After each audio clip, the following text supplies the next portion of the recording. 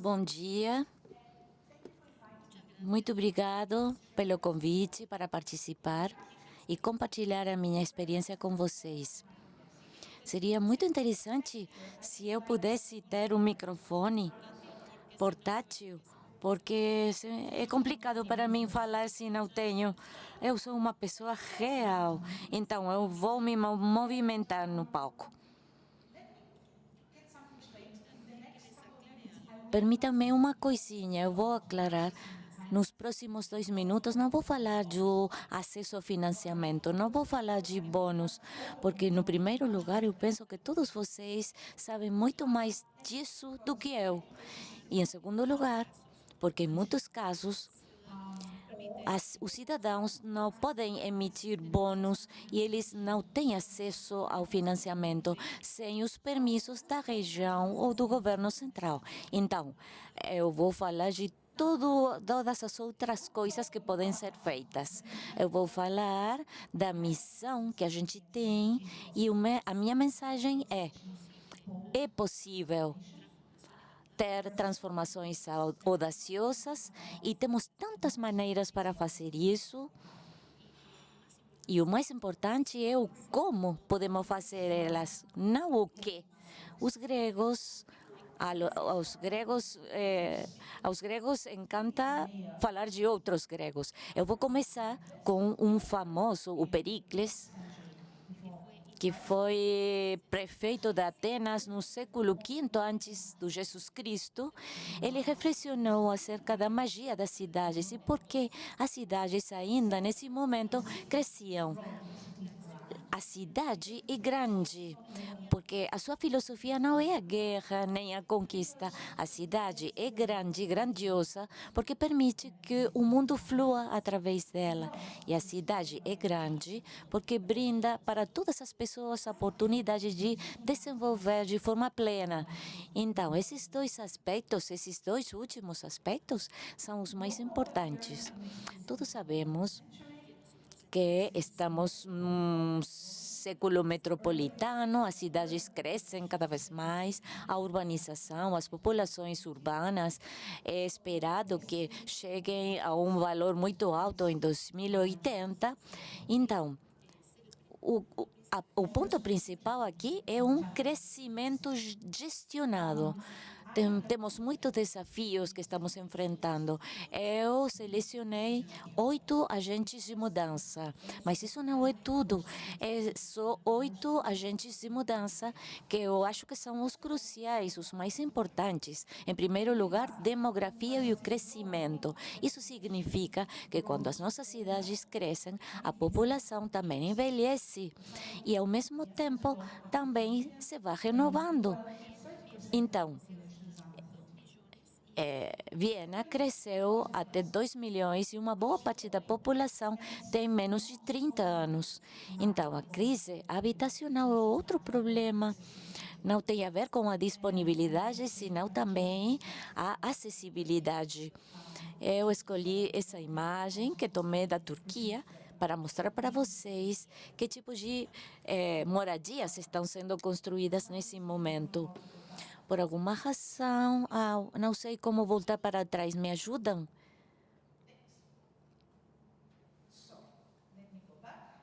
Então, agora volto. Na crise climática, essa é uma imagem de Stuttgart de 2 anos atrás. E a migração em massa. E o que isso significa para as nossas cidades, incluindo a informalidade laboral e a informalidade dos imigrantes. A descarbonização. Essa é uma imagem da Atenas. Imaginem o que significa descarbonizar a um nível de cidade, uma cidade onde 80% dos cidadãos mora em pequenos apartamentos, o que significa para a organização e para o financiamento. A mudança social e cultural, mudanças em estilos de vida, tendências, turismo global, e também o perigo do que significa, do que eu chamo a disneylandização. E tudo isso, e por fim, a mudança na democracia também, que significa uma coisa só. Devemos tratar com pessoas que estão esperando poder ter opinião a respeito do que está acontecendo na sua cidade. Escolhi 4 ecologias diferentes. Eu queria só mostrar para vocês uma imagem do que estamos falando. Eu gostaria de convidar a vocês a reflexionar, a pensar em que ajuda a transformação, que ajuda mais, que tipo de pessoas somos nós, em que a gente se converte se vivemos em cada uma dessas 4 áreas diferentes. As regiões e os cidadãos estão enfrentando problemas perversos, muito maus. Essa é uma diapositiva que eu gostaria de mostrar para vocês alguns problemas que são o curto prazo, essa tendência para o curto prazo, e tensões temos cidades excessivamente politizadas, cidades com acesso limitado para capital, baixa taxa de inversão. Lembrem das respostas que vocês já deram. Aqui tivemos uma pesquisa da Comissão Europeia, participaram 700 cidades e perguntaram para eles o mesmo que vocês responderam. Eles disseram o problema número 1, acesso a fundos e fundos de financiamentos. Número 2, fragmentação de responsabilidades. E o terceiro, capacidade operativa e ou administrativa insuficiente. Isso é para lembrar para a gente que é exatamente igual em todo o mundo o que os cidadãos enfrentam. E por que estamos aqui hoje? Por que a gente veio para cá? A gente não veio para falar sobre problemas. Viemos porque a gente gosta das cidades e porque estamos em transformação. Essa é uma imagem da Viena. Tudo o que vocês veem é uma moradia subsidiada, acessível. Aqui, esse lago é artificial. E tudo que vocês veem são moradias subsidiadas. Isso que fizemos na Viena e é o que dissemos na Viena. Acessibilidade, habitabilidade e comunidade. É que as pessoas queiram morar lá, não porque não têm outra oportunidade. Queremos uma economia próspera, utilizar essa transformação, esse enfoque transformador. Nesse caso, por exemplo, quando se realizou a peatonalização da nossa cidade, da nossa rua mais comprida. Transformação para impulsionar o desenvolvimento econômico. Estamos aqui porque a gente não quer fazer pães pequenos. É uma expressão da Alemanha. Queremos pães pequenos? Não. Queremos pães grandes. Liberar as finanças nas cidades. Aqui temos 10 lições para compartilhar. Primeiro, devemos pensar em grande, em missões. A Comissão Europeia começou há alguns anos atrás em cidades inspiradoras para progredir hacia a neutralidade climática, continuando ou seguindo um enfoque de neutralidade climática. A visão para 2030, eles queriam ter 100 cidades com neutralidade climática, por e para cidadãos. Para o 2030, a maioria das cidades, capitais da Europa, junto com outras cidades na Europa, vão ter essa neutralidade climática. O que é o especial sobre isso? A ideia de uma missão é que seja concreta, tangível e que seja medível, audaciosa, inspiracional, mas deve ser possível de obter essa missão. Então, deve poder gerar inovação através de diferentes disciplinas e tem que se basear num enfoque de baixo para cima, um novo modelo de governança das cidades, uma governança aberta para promover estruturas de colaboração, um novo papel para os cidadãos e um novo contrato de cidade climática como um mecanismo novo de entrega, assinada pelo prefeito e deve estar desenhada de forma colaborativa, envolvendo todos os ecossistemas locais, com um contrato que esteja assinado por todos que ajudaram a desenvolver esse programa. Se vemos o que significa poder chegar a isso, tem a ver, por exemplo, com a energia estacionária, os prédios, equipamento, instalações, produção de energia, distribuição de energia. Então, e 30%, mais ou menos, de 25% ou 30% relacionada também com o transporte. Mas vejam como é o retorno do investimento. Podemos esperar 30% do retorno de investimento e benefícios monetizáveis. A ideia é que menos de 10% seja dinheiro que vem do dinheiro público, do fundo público, que seja de investimento, corporações, PYMEs, etc. Perspectivas são, por exemplo, exemplo que eu já dei para vocês, fazer uma renovação 100% dos prédios na cidade, renovação energética desses prédios a partir da estratégia energética, devemos passar para uma zonificação energética, implementando ferramentas legais que levem para esse objetivo. Esse é o exemplo da Viena, que eu já dei, onde todo o transporte deve ser 100% dependente da energia sustentável, renovável. Então, devemos levar isso para as partes mais antigas da cidade, que nesse momento tem uma dependência de combustíveis fósseis. Então, se é necessário, podemos liberar a inversão e devemos trabalhar nos orçamentos de forma sustentável. Isso me leva para a segunda lição. A primeira era pensar em grande e começar a ter uma abordagem climática trabalhando em colaboração. Segundo, liberar sinergias. Devemos utilizar os novos bairros urbanos como oportunidades de transformação. Isso fizemos na Viena, tentando superpor uma cidade em redes. A Viena tem um plano de criar uma rede, lugares verdes, para onde as pessoas podem chegar, ficam perto.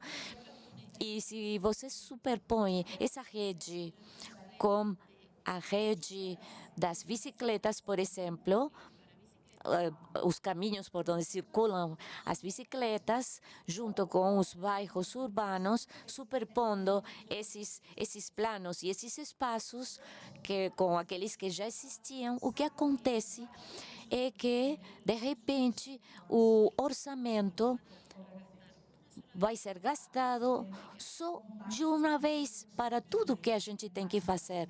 Isso quer dizer combinar as redes para poder criar e maximizar o impacto, utilizar o mantenimento como oportunidade. Nunca entendi por que as nossas cidades devem manter as ruas e depois que fiquem igual que antes, que a gente não perceba o que aconteceu. Cada trabalho de mantenimento é uma oportunidade de desenvolvimento. O que fizemos nesse caso, né, da foto, é fechar essa ponte para que não passassem os carros e geramos um novo espaço urbano para que as pessoas desfrutassem da vida ao ar livre. E isso é importante para reviver o centro urbano local, que está lá onde eu mostrei. Devemos utilizar e criar um momento. Pensem em Paris, por exemplo, com os Jogos Olímpicos. Esse é o último exemplo de como isso foi utilizado para transformar toda a cidade, não só fazer investimentos em grandes infraestruturas.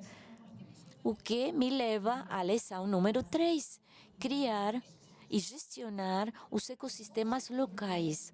As pequenas cidades de Louvain, na Bélgica, criou um plano de ação climática para a passar a neutralidade climática, que envolvia 60 cidades pequenas, convidando a outros a participar desse plano, outros 60 atores para participar desse plano, e eles assinaram esse contrato e agora estão implementando as partes que eles tomaram compromisso de implementar. Vamos ver alguns exemplos em um minutinho. Esse é o modelo de moradia social da Viena. Tem 100 anos de colaboração com o sistema ecolocal. Quem é parte desse sistema ecolocal? A cidade de Viena, os cidadãos e 50 corporações de moradias sociais sem fins de lucro. E se criaram mais de 7.000 unidades habitacionais subsidiadas. Em 62% da população da Viena está morando nesse tipo de moradias e unidades habitacionais. A cidade introduz uma inovação legal, muito audaciosa, que é uma nova categoria de uso do terreno, da terra, que significa que quando temos um desenvolvimento que passa das 150 unidades, 2/3 de forma obrigatória deve ser de moradia social, moradia subsidiada. 2/3 é o exemplo mais audacioso em todo o mundo. Mas, por exemplo, 25%, 30%, se a maioria dos casos as cidades possuem a terra, elas podem ceder essa terra grátis ou podem alugar para desenvolvedores de moradias e gerar altos números. As lições aprendidas do modelo da Viena de moradia social é que uma quantidade limitada de desenvolvedores, com ganhos limitados, com cooperativas APP, e também comprometer as pessoas que estão alugando, comprometê-los como atores. Também o uso de subsídios para o manejo, a gestão do solo, da terra, através de um fundo para habitação da prefeitura. Tendo dito isso, temos ferramentas legais, contratos urbanos. Essa é a outra lição. Os contratos que fazemos é fazer um acordo com desenvolvedores de dar uma porcentagem X dos custos que eles têm que enfrentar. Não fazemos captura do terreno, colocar esse dinheiro no orçamento, não. O que eles vão fazer é um benefício da área onde eles estão desenvolvendo. Sempre precisamos infraestrutura extra, por exemplo, em transporte público. Então, fazemos um convênio com esses desenvolvedores. Devemos gerar colaboração através de diferentes níveis. Vou mencionar para vocês um exemplo. A missão romana para a neutralidade climática, onde os ministérios e a nível regional e as cidades estão trabalhando em conjunto para que 30 cidades romanas para 2025 elas tenham neutralidade climática. Isso é aprender, combinar meios locais com acesso ao financiamento. Eles podem emitir bônus, inclusive. Mas o que acontece com combinar e testar?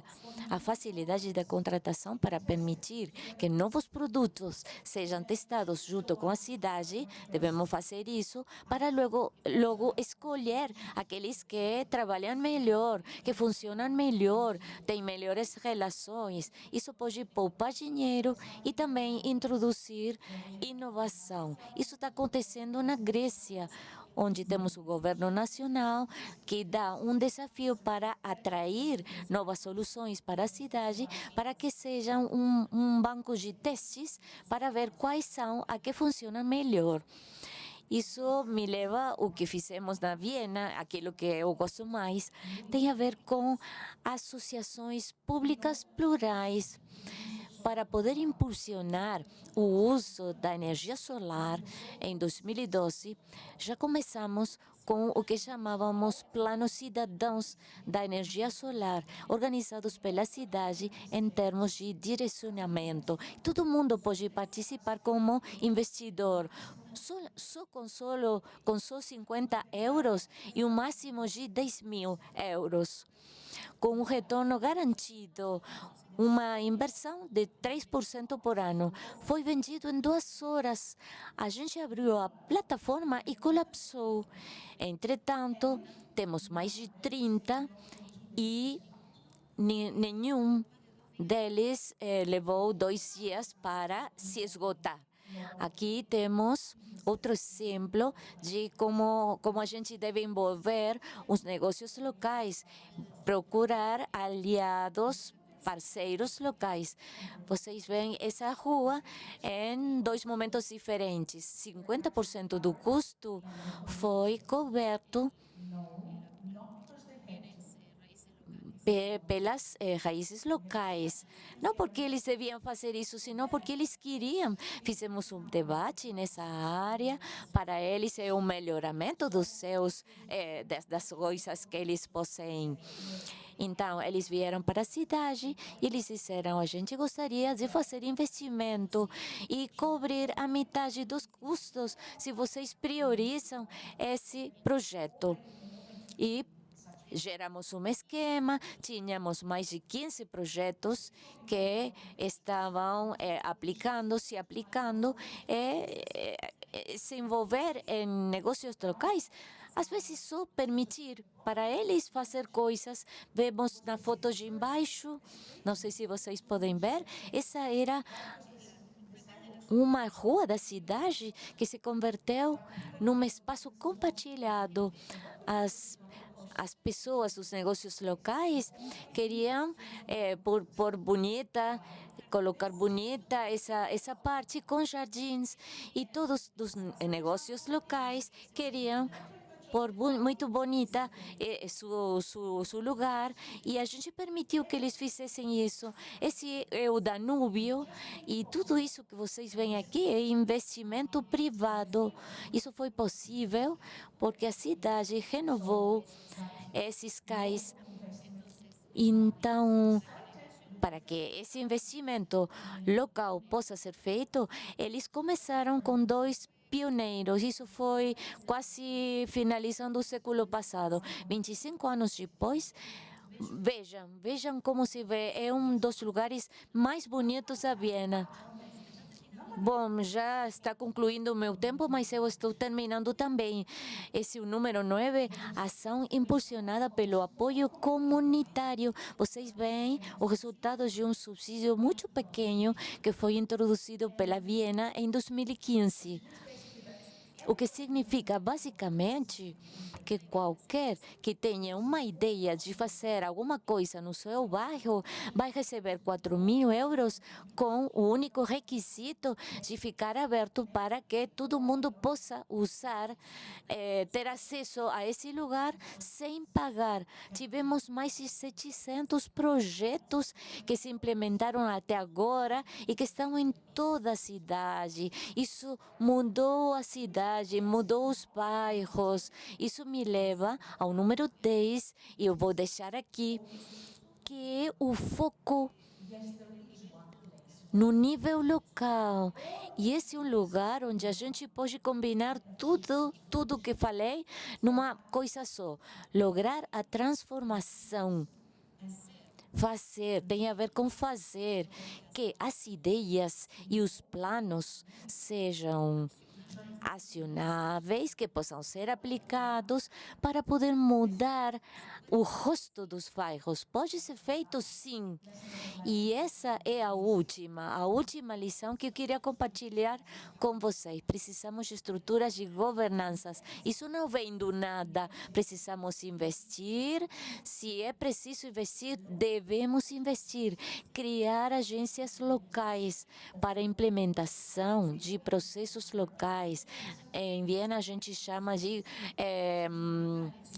locais de renovação urbana, locais que já estavam em funções desde meados dos 90 e devemos ver o que as cidades querem, devemos fazer eles discutir sobre o que eles querem e depois apoiar aquelas que queiram levar para ação. A comunidade deve ter a ideia, devemos discutir com elas, os planos devem madurar,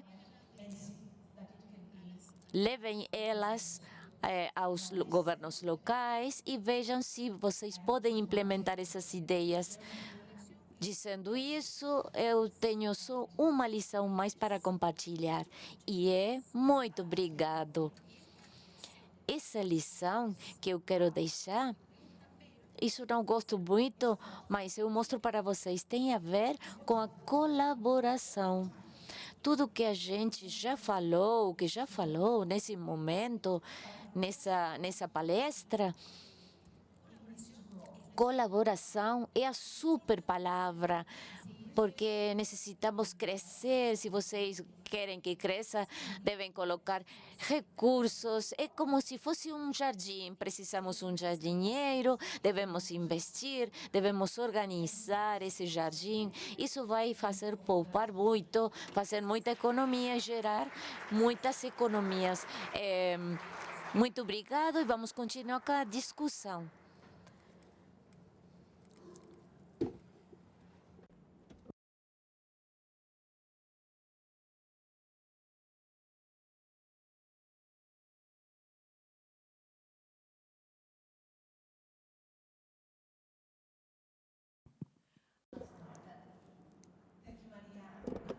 Muito obrigado, Maria. Foi muito inspiradora a sua palestra nessa primeira sessão do dia. Temos tantas perguntas, mas dada a restrição de tempo que temos, só podemos nos concentrar em 2 ou 3 perguntas. A primeira é onde começamos? Você apresentou uma transformação excepcional. Eu não diria um plano, porque são resultados transformacionais. Qual foi o ponto de partida para cambiar a cara da cidade de Viena? O que aconteceu num período de 10 anos, né? Como você começou? Onde começou? Onde começamos?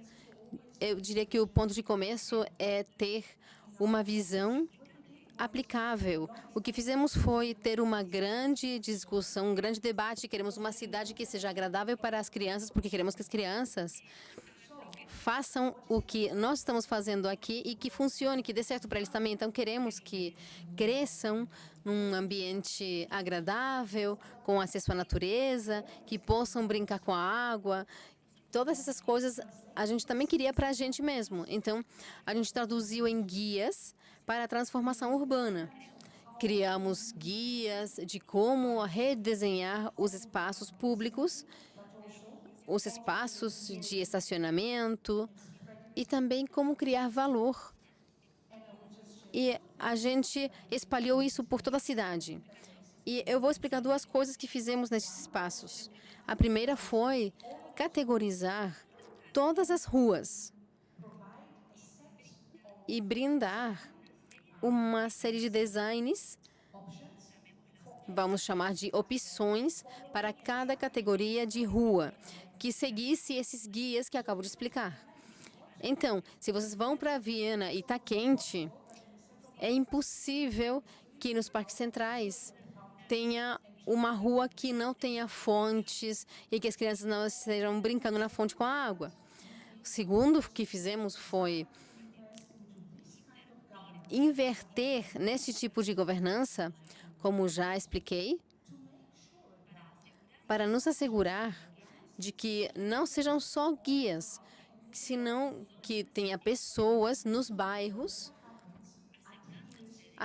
se assegurando de que o que acontece se adira ao princípio do design. Com essas 2 articulações, além de uma governança robusta dentro da cidade, com colaboração interdepartamental, porque vocês podem imaginar que os municípios, intermunicipal, porque aqueles que organizam as ruas e o trânsito, eles não estavam muito contentes com esse assunto de virar as ruas calçadões. Então, tínhamos que conversar com eles para concretizar. A segunda pergunta é sobre o financiamento, porque temos tantos setores que trabalham com a gente e este tema é muito importante. Primeiro, partindo de que cada uma das cidades tem restrições e limitações segundo a capacidade de acesso aos mercados, as diferentes condições estabelecidas a nível nacional. Você mencionou coisas muito interessantes como construir uma sociedade plural, público plural, parcerias público-plurais. Que mudanças legais tiveram que fazer para conseguir essas alianças público-plurais, essas parcerias público-plurais? Como conseguiram? Então, eu diria que, com certeza, em Viena foi mais simples, porque tem uma tradição de 100 anos de trabalho com a sociedade civil como parceiro estratégico. Mas a mensagem aqui é a confiança e que a cidade guie a colaboração, já seja com o setor público ou com o privado, com as pessoas. A cidade, por exemplo, desenvolveu uma cobertura total de 100% dos jardins, das creches. E como fizemos? Analisamos a situação, de tal maneira que as creches públicas pudessem ter esse acesso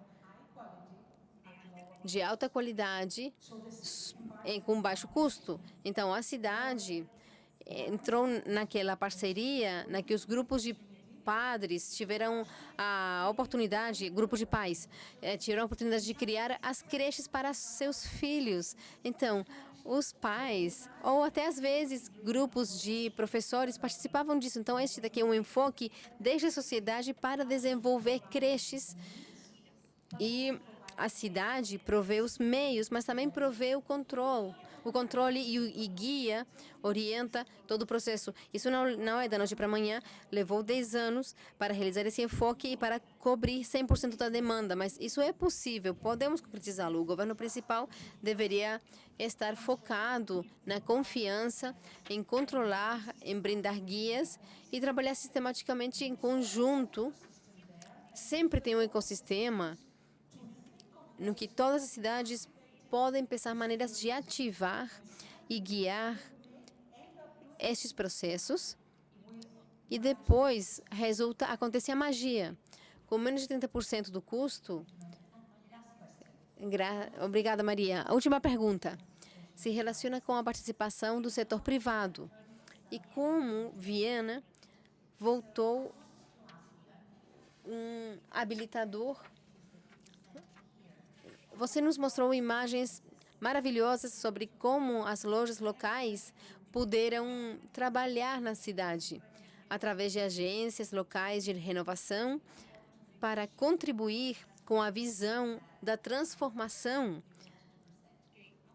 que vocês queriam apresentar. Então, eu me perguntava quais foram os processos que realizaram e quais foram as permissões que a Viena teve que realizar para que isso pudesse acontecer. Então, com certeza, tem agências que trabalham em nome da cidade para organizar este tipo de processos colaborativos com o ecossistema, mas eu quero falar uma coisa para vocês.